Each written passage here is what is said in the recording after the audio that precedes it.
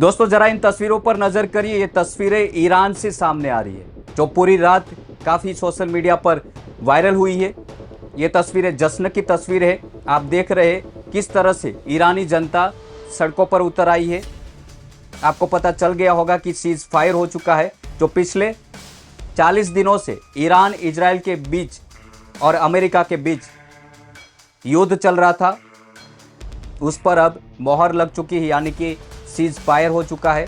लेकिन हम आपको जो खबर दिखाने जा रहे हैं वो खबर काफ़ी चौंकाने वाली है दोस्तों, इसलिए वीडियो को अंत तक देखिए और हमारी इस छोटी सी चैनल को सपोर्ट करने के लिए तुरंत सब्सक्राइब कर लीजिए और बेल आइकन पर क्लिक करना ना भूलिए। दोस्तों पिछले 24 घंटों में दुनिया ने वो मंजर देखा जिसकी कल्पना मात्र से रूह कांपने वाली है। एक तरफ दुनिया के सबसे बड़े शक्तिशाली देश अमेरिका के राष्ट्रपति डोनाल्ड ट्रंप की सीधी चेतावनी थी। जैसा कि आप जानते हैं डोनाल्ड ट्रंप ने 8 बजे तक का डेडलाइन दिया था और उस दौरान अगर ईरान ने उनकी शर्तें नहीं मानी, यानी कि स्ट्रेट ऑफ हॉर्मुज नहीं खोला, तो ईरान के जितने भी पावर प्लांट है ब्रिज को उड़ा देने की डोनाल्ड ट्रंप ने धमकी दी थी। तो दूसरी तरफ एक ऐसा देश है जिसने झुकने के बजाय मौत को गले लगाने का बेहतर समझा। कल की रात इतिहास की सबसे लंबी रातों में से एक होने वाली थी। ट्रंप का ऐलान साफ था, आज रात एक पूरी सभ्यता का अंत हो जाएगा। लेकिन फिर कुछ ऐसा हुआ जिसने पूरी दुनिया की कूटनीति का रुख मोड़ दिया। मंगलवार की सुबह एक बड़ी खबर आती है। राष्ट्रपति ट्रंप ने ऐलान किया कि ईरान पर होने वाले हमलों को फिलहाल 2 हफ्तों के लिए टाल दिया गया है। मीडिया रिपोर्ट की माने तो ट्रंप ने खुद स्वीकार किया है कि यह फैसला पाकिस्तान के प्रधानमंत्री शाहबाज शरीफ और फील्ड मार्शल आसिम मुनीर के साथ हुई गहन बातचीत के बाद लिया गया है। यह सिर्फ एक युद्ध विराम नहीं है दोस्तों, बल्कि एक 2 वे सीज फायर है। यानी अगले 14 दिनों तक न अमेरिका की तरफ से कोई बम बरसेगा और न ही ईरान की तरफ से कोई जवाबी कार्यवाही होगी। लेकिन इस शांति की एक बहुत बड़ी कीमत और शर्त भी रखी गई है कि ईरान को स्ट्रेट ऑफ हॉर्मुज को तुरंत पूरी तरह से व्यापार के लिए खोलना पड़ेगा। आप सब जानते ही होंगे डोनाल्ड ट्रंप हर बार ईरान को धमकी देता आया है जब से युद्ध की शुरुआत हुई है। लेकिन दोस्तों इस पूरी कहानी का सबसे प्रभावशाली हिस्सा वो नहीं है जो व्हाइट हाउस में तय हुआ है। असली कहानी तो ईरान की गलियों में लिखी जा रही है। इस वीडियो को गौर से देखिए।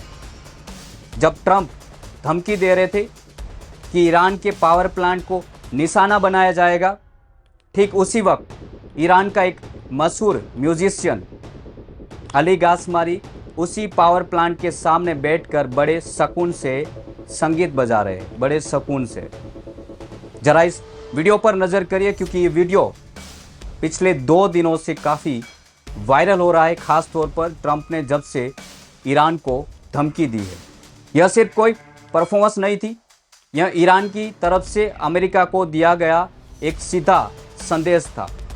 संदेश ये था, हमें अपने देश और अपनी मिट्टी में इतनी मोहब्बत है कि तुम्हारे मौत की धमकियां भी हमारे संगीत की लय नहीं बिगाड़ सकती। यह दृश्य साबित करता है कि जब किसी देश की जनता के मन में मौत का डर निकल जाता है तो दुनिया का बड़े से बड़ा तानाशाह भी पस्त हो जाता है। चलिए आपको समझाते हैं कि उस रात की टाइमलाइन के बारे में, जब आप सो रहे थे और दुनिया का नक्शा बदलने वाला था। रिपोर्ट के मुताबिक रात के 12:30 बजे के बाद आसपास पाकिस्तान के प्रधानमंत्री ने शांति की अपील की और 4 बजे के आसपास ट्वीट किया कि पाकिस्तान के साथ बातचीत के बाद वो हमला रोक रहे हैं, यानी कि अमेरिका हमला रोक रहा है। और सुबह 4:41 के आसपास ईरान के विदेश मंत्री ने पाकिस्तान का आभार जताया और सुबह 5:30 बजे के आसपास आधिकारिक रूप से युद्ध विराम की घोषणा हो चुकी। ईरान के लोग वाकई अलग मिट्टी के बने हैं और वो इस तस्वीर में दिख रहा है। एक तरफ अमेरिका पुलों और यूनिवर्सिटी को उड़ाने की बात कर रहा था और दूसरी तरफ ईरान के आम नागरिक वहाँ के प्रोफेसर और छात्र उन्हीं ठिकानों पर जाकर वुमन चेन यानी मानव श्रृंखला बनाकर खड़े हो गए थे। उन्होंने अपने शरीर को ढाल बना लिया था ताकि अपने देश के इंफ्रास्ट्रक्चर को बचाया जा सके। आज तेहरान की सड़कों पर जश्न है। लोग इसे ट्रंप की धमकियां पर अपनी जीत मान रहे हैं। ट्रंप ने कहा था कि ईरान खत्म हो जाएगा, लेकिन हुआ उसके उलट।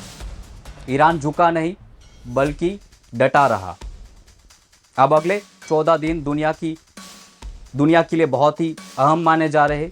क्या ये शांति बने रहेंगी या आने वाले किसी बड़े तूफान से पहले की खामोशी मानी जा रही? ये भी सबसे बड़ा सवाल आज उठ रहा है।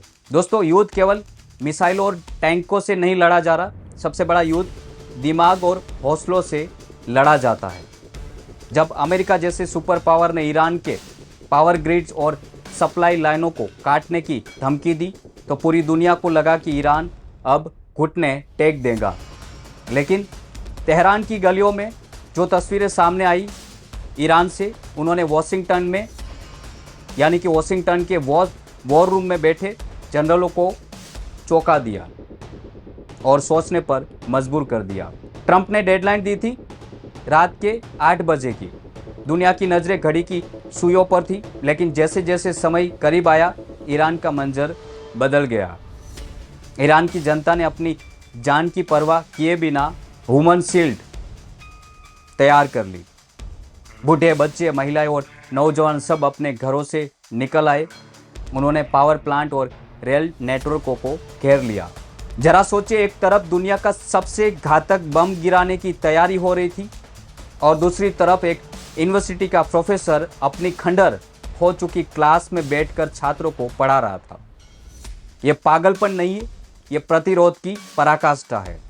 सुबह के 9 बजे जब व्हाइट ब्रिज पर हजारों लोग एक दूसरे का हाथ थामकर खड़े हुए तो उन्होंने साबित कर दिया है कि नैरेटिव अब टीवी न्यूज़ चैनलों के स्टूडियो में नहीं बल्कि जनता के बीच सोशल मीडिया पर बनता है। ट्रंप की धमकियां सोशल मीडिया पर वायरल हो रही है। इन वीडियो के सामने सब फीके पड़ने लगे हैं। इस पूरी कहानी में एक और बड़ा खिलाड़ी है जिनकी चुप्पी अब बहुत कुछ कह रही है, वो है इजराइल। ट्रंप के इस फैसले से इजराइल के रुख पर क्या असर पड़ेगा? क्या इजराइल इन 14 दिनों में सीज फायर का सम्मान करेगा या अपनी सुरक्षा के लिए अलग से कोई कदम उठाएगा? यह भी सबसे बड़ा सवाल है। दुनिया के रक्षा एक्सपर्ट मान रहे हैं कि यह 2 हफ्ते का समय वास्तव में एक कूलिंग पीरियड है ताकि तेल की कीमतों आसमान ना छू और दुनिया एक और आर्थिक मंदी से बचाया जा सके। दुनिया को पाकिस्तान का इस संकट में कूदना और ट्रंप का उनकी बात मान लेना यह भी दर्शाता है कि अमेरिका अब अकेले फैसले लेने के बजाय क्षेत्रीय शक्तियों का साथ लेकर चलने पर मजबूर हो गया है। वीडियो के अंत में मैं दोस्तों इतना ही कहूँगा कि जब डर खत्म हो जाता है तो डराने वाला बेअसर हो जाता है। ईरान ने पिछले 24 घंटों में यही करके दिखाया है। यह 14 दिनों की शांति शायद एक बड़े तूफान से पहले की खामोशी है या नहीं, ये भी सबसे बड़ा सवाल है। लेकिन इसमें एक बात साफ है कि दुनिया अब किसी एक देश की धमकियों पर नहीं चलेगी। हमने देखना होगा कि आने वाले 2 हफ्तों में कूटनीति की मेज पर क्या फैसले लिए जाते हैं या फिर फैसले लिए जाएंगे। क्या ट्रंप अपनी जीत छोड़ेंगे? क्या ईरान अपना रास्ता खोलेगा? और सबसे बड़ी बात, क्या मानवता इस युद्ध की आग में हमेशा के लिए बच जाएंगी? आपकी राय कमेंट बॉक्स में ज़रूर बताइए और जाने से पहले हमारी चैनल को सब्सक्राइब कर लीजिए और वीडियो को लाइक शेयर करना ना भूलिए। जय हिंद।